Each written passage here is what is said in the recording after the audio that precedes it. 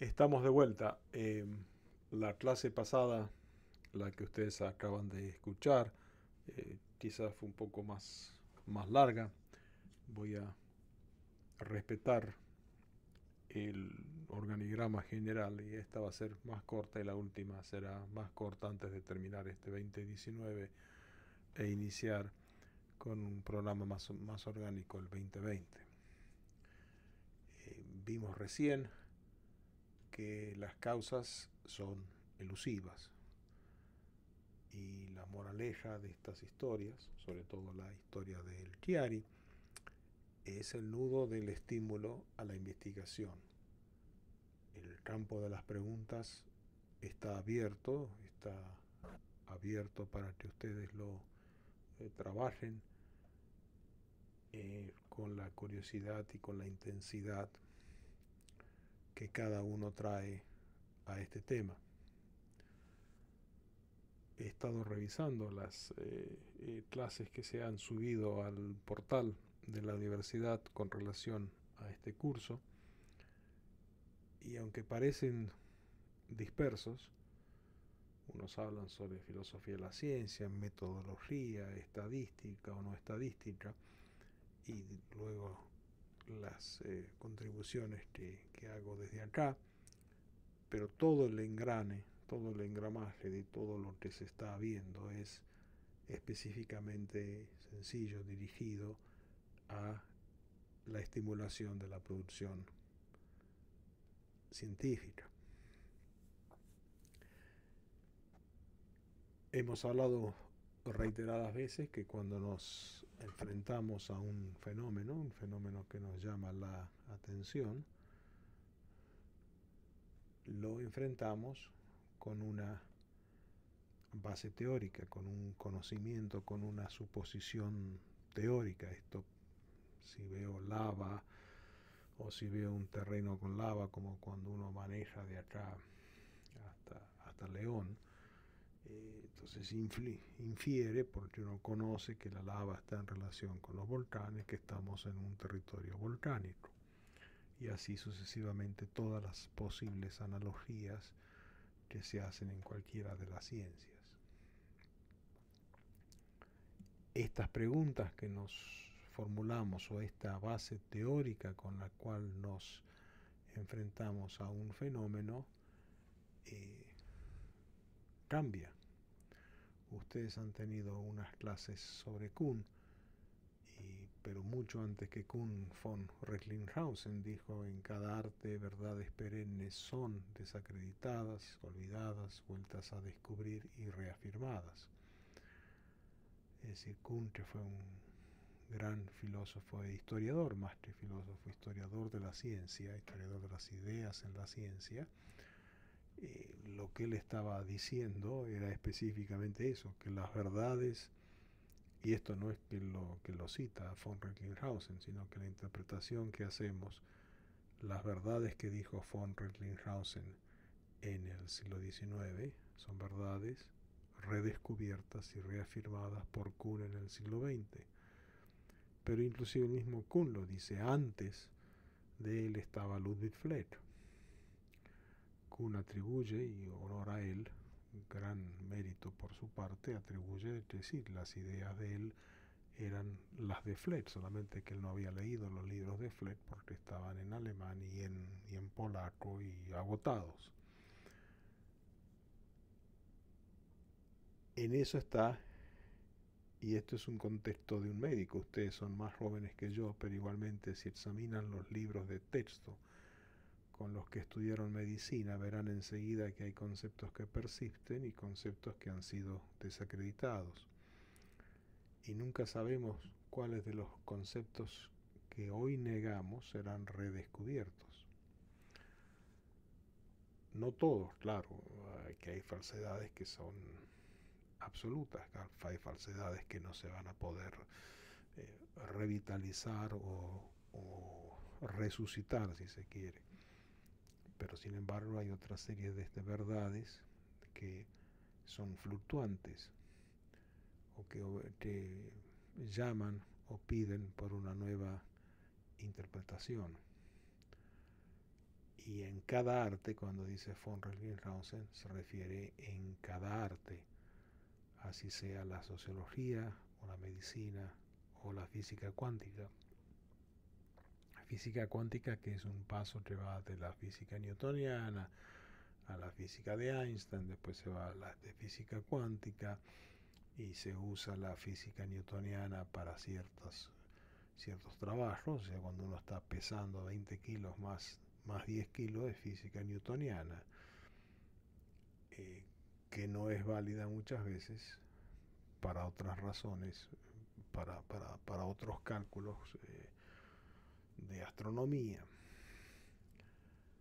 En fin, quedó claro, en cada arte verdades perennes son desacreditadas, olvidadas, vueltas a descubrir y reafirmadas, y quienes las desacreditan, las olvidan y las vuelven a descubrir y las reafirman son ustedes, los clínicos, los investigadores de la clínica médica. Vayamos a la esencia de esta breve clase. Frente al fenómeno, determinamos si es normal o si es patológico. Pregúntate o afirmación, ¿te parece un perogrullo? ¿Es esto normal o es esto patológico? Bueno, no siempre queda claro las definiciones de normalidad o de patología.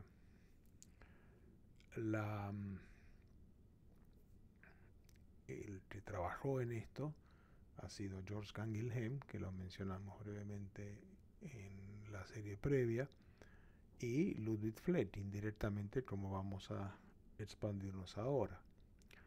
O sea, Canguilhem, era médico y filósofo, así como Fleth, él dice qué es lo normal y qué es lo patológico. Y él se pregunta en parte por qué hay personas con un tumor que fallecen más rápidamente que otras personas con el mismo tumor. Él lo que insiste y lo que dice es que hay definiciones de normalidad y de patología que se unen con los conceptos de Fleth, que varían estos conceptos de normalidad y de patología de acuerdo a la época en que vivimos y al conocimiento colectivo. Una enfermedad que hoy en día provoca risa, y hasta provocó risa cuando se la describió, es la drapetomanía. La drapetomanía era para los médicos del sur de Estados Unidos una enfermedad que afligía a los esclavos que tenían tendencia a escaparse. Y como tal siguió como enfermedad hasta el año 1916 o el año 1918, o sea, hasta hace 100 años. Usted es un esclavo, usted tiene tendencia a escaparse, a no estar contento con la situación en que está, usted está enfermo, usted padece de drapetomanía. La homosexualidad. La homosexualidad era considerada una enfermedad, estaba categorizada como enfermedad hasta el año 1973. Yo ya estaba estudiando medicina. No me acuerdo que nos enseñaban en ese momento, pero hasta el año 1973 la homosexualidad era una enfermedad. Cuando en un congreso norteamericano de psiquiatría, donde se decidían qué enfermedades tenían que incluirse en ese manual de DCIM, no sé bien cómo se llama, 5.854 participantes votaron por removerla como enfermedad, pero 3.810, que es el 40% de los psiquiatras de Estados Unidos hace 40 y pico de años, seguían considerando a la homosexualidad como una enfermedad. Vayamos al caso de Chiari. Hasta 1938 no se operaban a aquellos que no estaban relacionados con espina bífida.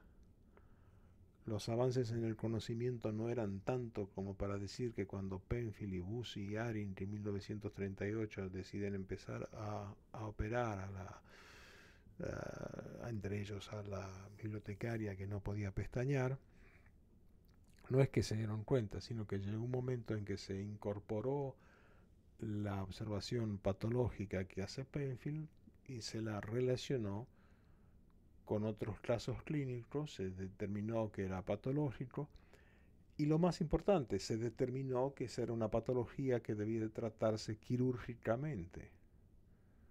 Si nadie trata a la enfermedad de Chiari médicamente, sino que se trata quirúrgicamente.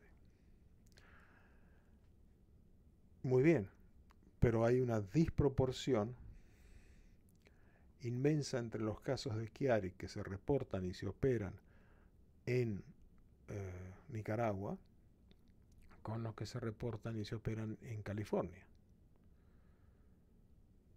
Como he mencionado, yo habré operado casi 200 casos de Chiari y mis colegas en Lenin Fonseca y en la mascota para casos pediátricos, yo hacía casos pediátricos, raramente ven un Chiari o tratan un Chiari, 1 o 2 al año. Cuando todavía ahora en Estados Unidos hay un instituto de Chiari respetuoso, respetable, dirigido por eminentes neurocirujanos. A lo que voy es a esto, que cuando nos enfrentamos con un fenómeno, lo primero que hacemos, determinamos si es normal o patológico.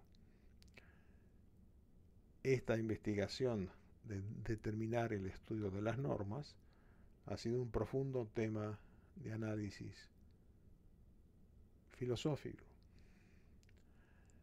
Menciono a Ludwig Fleck como el co-trabajador con Canguilhem en estos conceptos. Y Fleck dice que un sujeto conoce algo en un estilo de pensamiento en una época dada.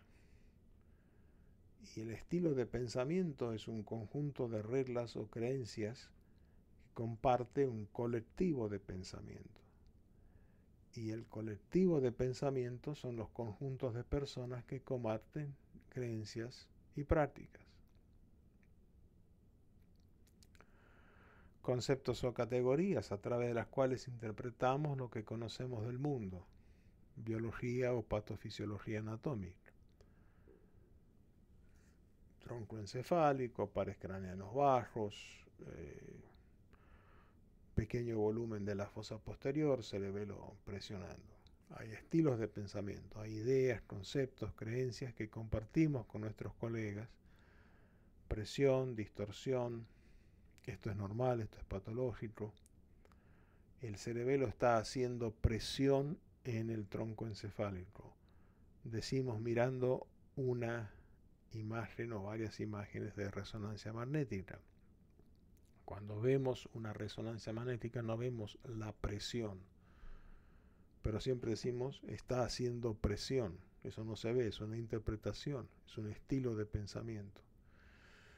Y los colectivos del pensamiento, el 99% de los clínicos quiero decir gente que trata pacientes, clínicos, cirujanos, kinesiólogos, enfermeras, 99% del mundo son el colectivo del pensamiento.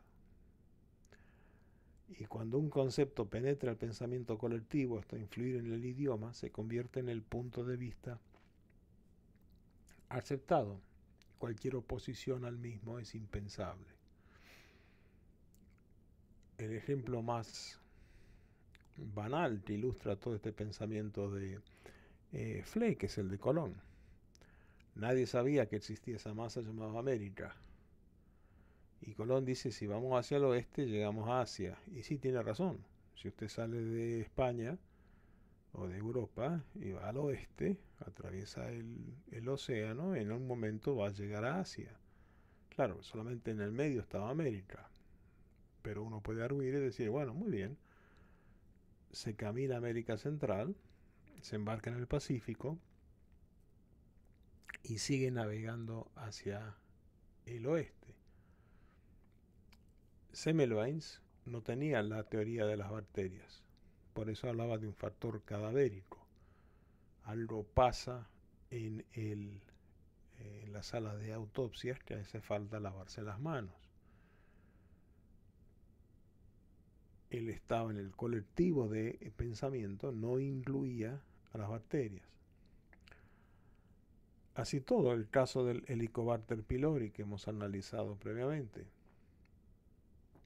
El pensamiento colectivo en ese momento, en 1980 y pico, era que las úlceras gástricas obedecían a un factor de la acidez estomacal, y a veces la acidez estomacal era aumentada por las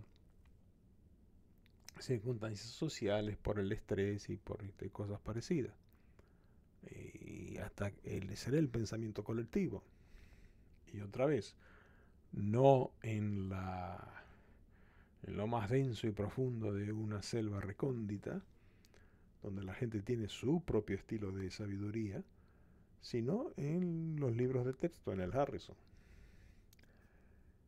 Y con el Chiari, el estilo del pensamiento es que la solución es quirúrgica. Ustedes van a encontrar pacientes con Chiari ahora que están más conscientes y lo van a mandar al Lenin Fonseca o a su neurocirujano. Cosa que es absolutamente correcta, quiero decir.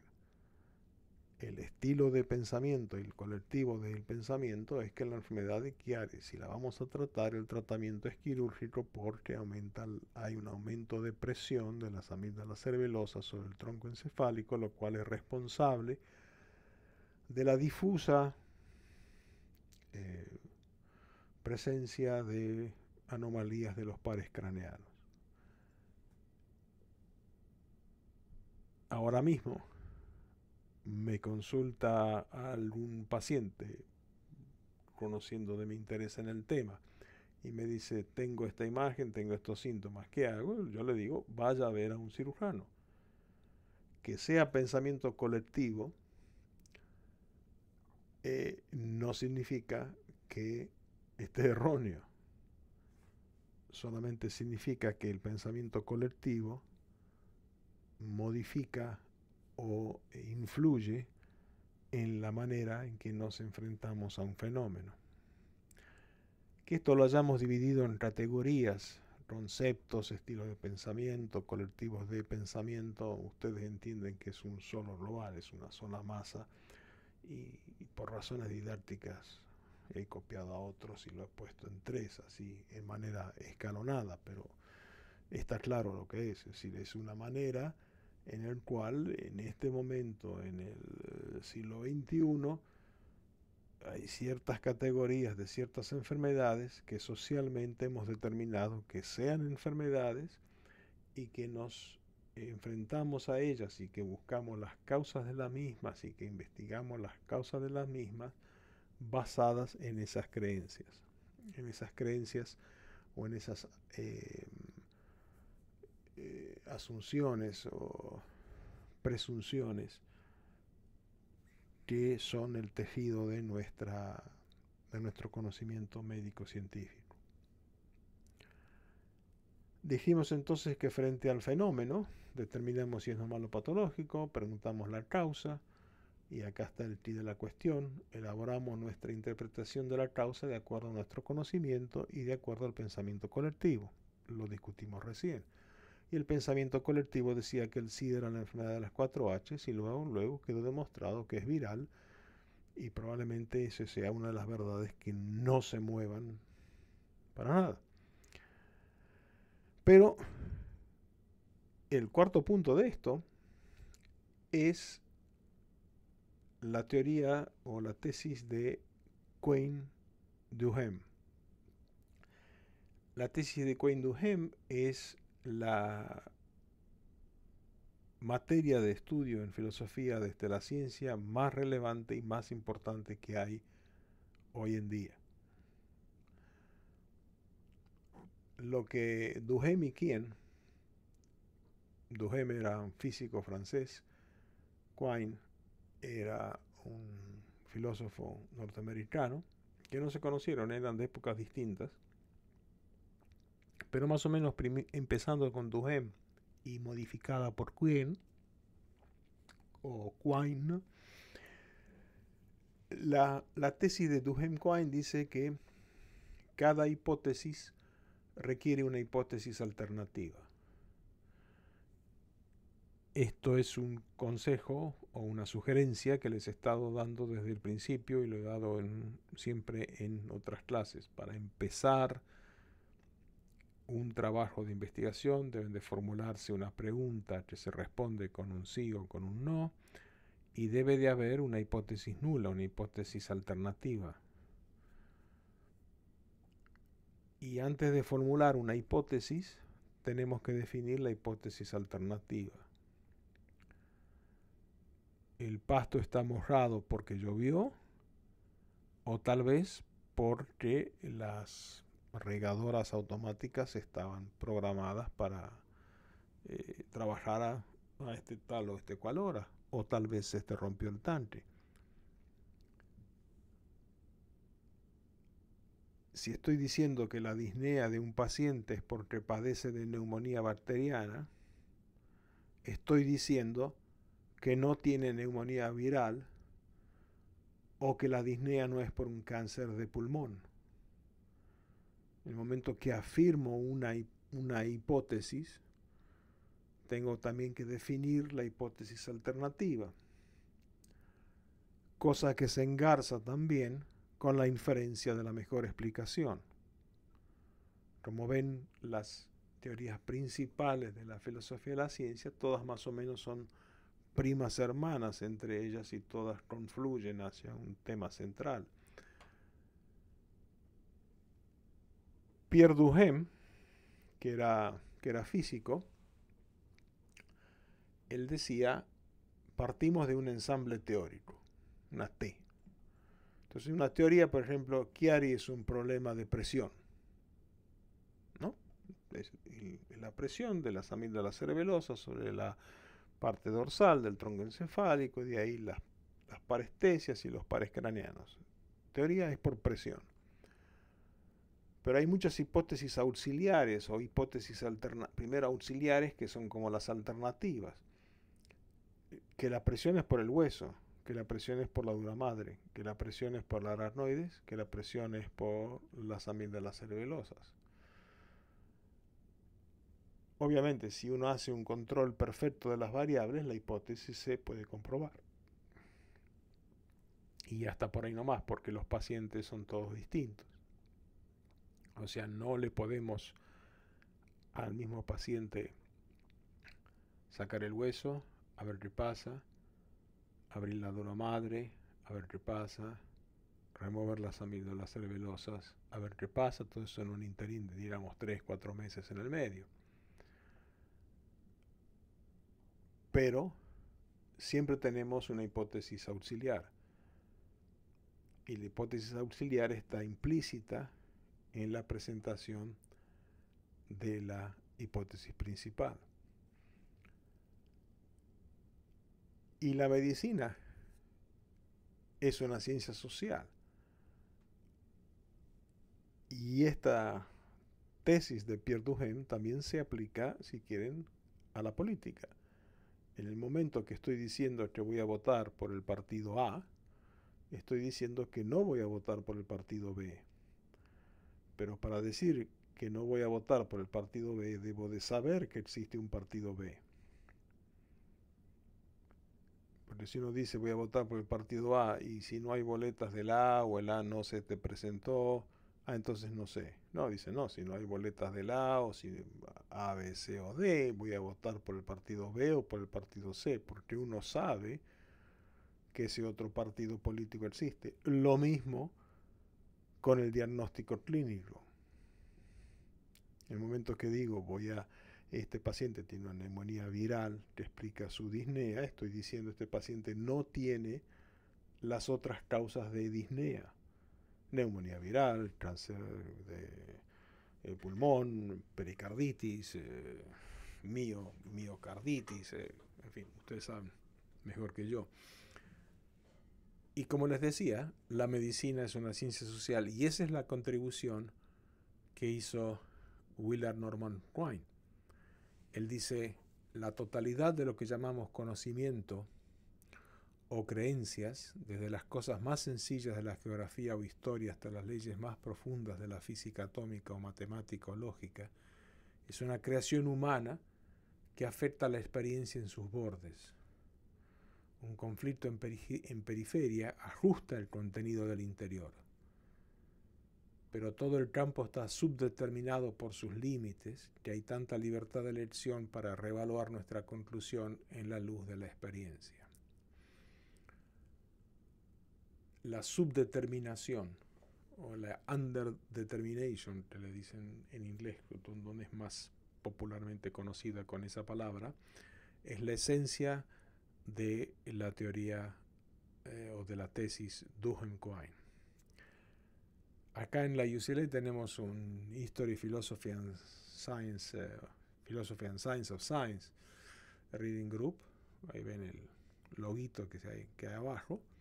Y este jueves pasado, o sea, hace 4 días, esto yo lo estoy conversando un domingo para ustedes, hace 4 días hubo una presentación que no era sobre la tesis Duhem-Quine, era sobre cómo elegimos teorías alternativas, ¿no? El título de la clase era El jardín donde los senderos se bifurcan, que es un cuento de Borges. Pero la imagen y la figura ustedes las tienen claro. O sea, cómo hace uno para decir, bueno, voy a seguir esta teoría, voy a buscar esta hipótesis. Y quien presentaba, un economista, presentaba este trabajo para el grupo, es decir, cita ahí esa foto de la izquierda, yo la tomé con el celular para traérsela a ustedes, para enfatizar que el tema de filosofía de la ciencia contemporáneo hoy en día es el de la Duhem-Quine tesis, que hay hipótesis alternativas o hipótesis auxiliares. Uno no puede formular o no debe formular una hipótesis sin tener lista una hipótesis alternativa. Voy a comprobar que este paciente tiene neumonía bacteriana, pero voy como causa de su disnea, pero al mismo tiempo voy a descomprobar, si tal término existe, voy a falsificar que el paciente tiene neumonía viral o cáncer de pulmón o miocarditis. Y esa, otra vez, es el llamado y es la esencia de la investigación clínica. Cuando ustedes se formulan cualquier pregunta para investigación, no necesariamente busquen la exuberancia exótica de una alteración molecular en la membrana de los ribosomas de la neurona. Busquen las hipótesis alternativas de lo que están viendo en sus pacientes en macro, ahí del otro lado del escritorio o en el lecho, en la cama, en el hospital. Y Quine también dice que estamos dispuestos a revisar la periferia de nuestras ideas en vez de alterar la esencia. El caso con la enfermedad de Chiari, muy bien. Yo, por ejemplo, he revisado la periferia de las ideas cuando empecé a operar Chiari hace 20 años, es decir, removía el hueso, la dura y las amígdalas, y después removía menos hueso, después removía solamente las amígdalas, ponían parche, que no ponía parche, terminé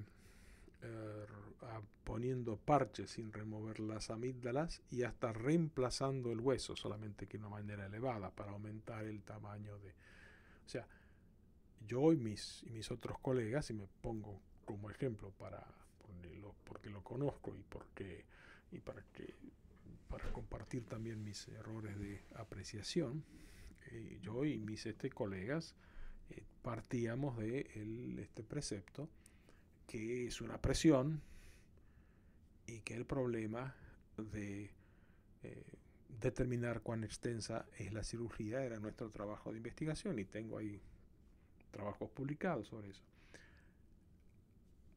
Lo que ninguno se cuestiona y no se debe cuestionar, porque no hay evidencia para lo contrario hoy en día, es que la enfermedad de Chiari es quirúrgica. Si se presentan síntomas, es quirúrgica. Lo que no sabemos todavía es cuán graves deben de ser los síntomas o cuál es el criterio de admisibilidad que dice, bueno, esto es quirúrgico, esto es esperamos. Eso todavía no está decidido y como la enfermedad de Chiari es manejo de los cirujanos, la esencia, que es una enfermedad quirúrgica, no se altera.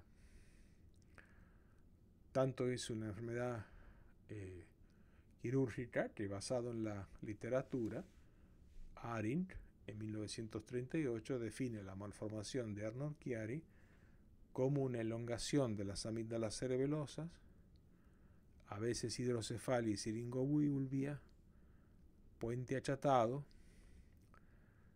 o compresión, y a veces hidromielia. Este caso de este paciente que ustedes ven ahí, si ven la línea de este punto, que es el margen del foramen magnum, ven el triángulo de las amígdalas cerebelosas. Esa flecha que va a la amígdala cerebelosa no es de puente achatado que está al lado, el puente achatado está un poquito arriba, que lo ven un poco más plano que la clásica protuberancia, pero eso puede estar, puede no estar. Y si tiene hidromielia, sin ser siringobulbia, tiene una colección de agua en el canal central ahí, o sea, esto es un Chiari. Por razones que se me escapan ahora, creo que por convencimiento de los padres o convencimientos religiosos, los padres se oponen a hacer la cirugía, y un par de años después las amígdalas se han subido, todavía están un poco abajo de la línea, pero no los 7 milímetros que habíamos hablado, que es la convención normal, y la hidromielia desapareció.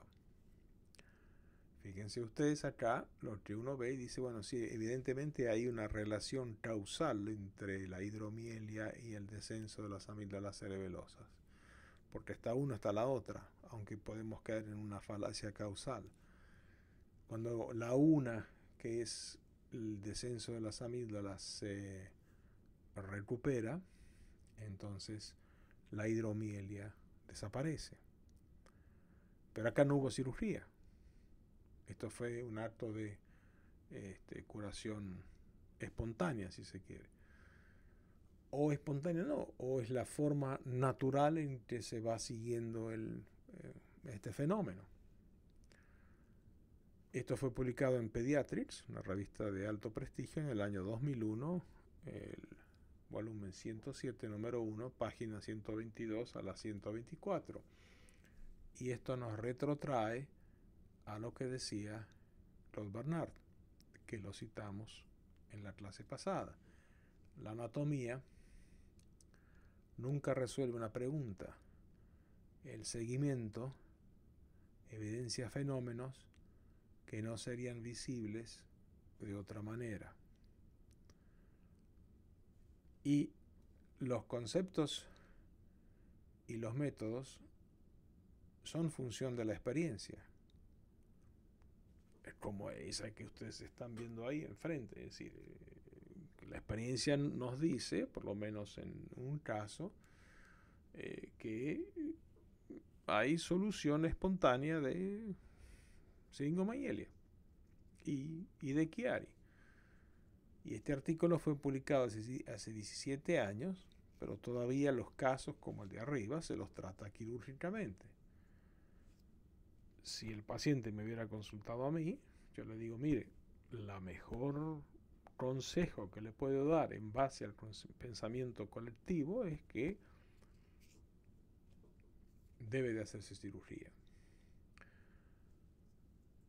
Y esa justamente es la riqueza que abunda en los hospitales de los países donde con absoluta claridad y pureza ética uno puede hacer un análisis de la evolución y del seguimiento de los pacientes. Les recuerdo otra vez lo que dice Claude Bernard. Ahí estamos. La anatomía nunca resuelve una pregunta. El seguimiento evidencia fenómenos que no serían visibles de otra manera. La cantidad de pacientes con Chiari que hay acá en Estados Unidos o en Alemania no es que sea mayor por una cuestión geográfica, sino se diagnostican por un acceso más fácil o más posible a métodos diagnósticos. Y eso nos sugiere que en Nicaragua hoy en día hay una gran cantidad o igual número de igual proporción o prevalencia de pacientes con Chiari. Pacientes que quizás no tienen síntomas, pacientes que sí han tenido síntomas antes, pero esos síntomas se le han ido. Y esa riqueza del seguimiento clínico de la historia natural de la enfermedad es algo que no lo tienen los médicos de Estocolmo y lo tienen éticamente limpio los médicos de Managua, ustedes. Managua, Estelí, Masaya, León, ustedes. Porque en la cantidad de pacientes que ven, hay varios de aquellos que nos están diciendo, esta es la evolución de la enfermedad. Quizás una manera de contribuir Nicaragua al entendimiento de las patologías es ayudarnos a reformular lo que se conoce como normal o como patológico. Les prometí que esta clase iba a ser más breve que la otra. Llegando casi a los 38 minutos la concluyo. La última clase sí será más breve todavía. Vamos a hacer un par de pedidos y poner en claro o sugerir y pedirle su opinión de la dirección para el próximo año. Muchísimas gracias y seguimos al rato.